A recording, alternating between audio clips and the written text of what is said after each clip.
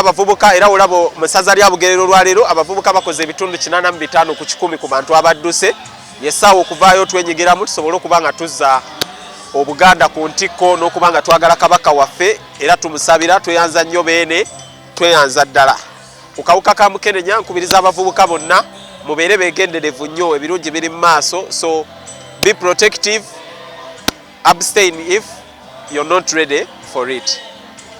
Gavumenti teyibaala neba nti tugikwatiddeko okulwanyisa obulwadde bwa mukenenya naye ate nayo eyongeremu nnyo amaanyi okusomesa abavubuka obulabe obuli ku bulwadde bwa mukenenya.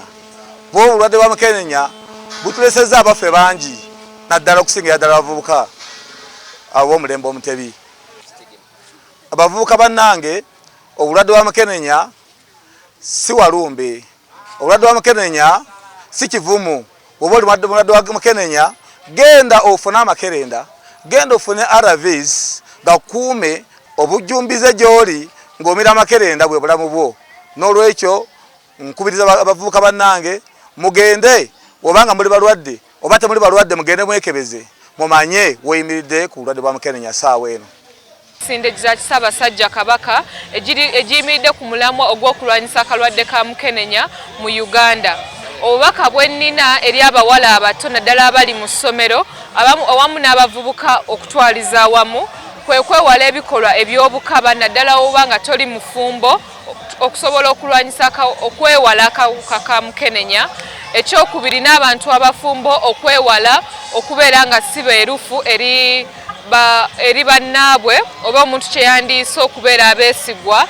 Ekirala omuntu yenna atali mufumbo ng'agenda okwegatta yeetaaga okukozesa obupiira okugezaako okulaba nga tukendeeza akawuka ka mukenenya.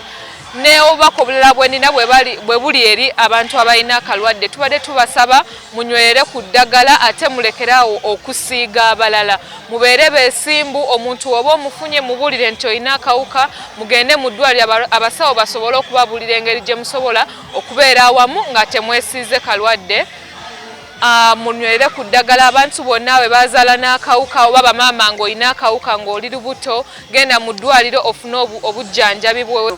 Nze Mumbejja Nambi Margaret Sempala omwami wa Ssaabasajja Kabaka gwe yasiima mukulemberereko eggombolola mu Myuka mu ssaza ly'e Bugerere. Ndi musanyufu nnyo olw'abantu abajjumbidde emisinde gy'abeene omulundi guno nti kubanga Ssaabasajja Kabaka yasosowaza nti guno mulembe mutebi era omulembe omutebi mulembe gw'abavubuka.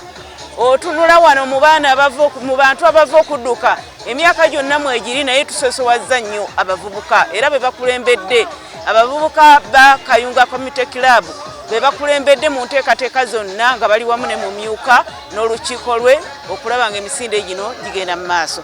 Bajjumbidde kubanga twasobodde okugula emijoozi gya miliyoni 6.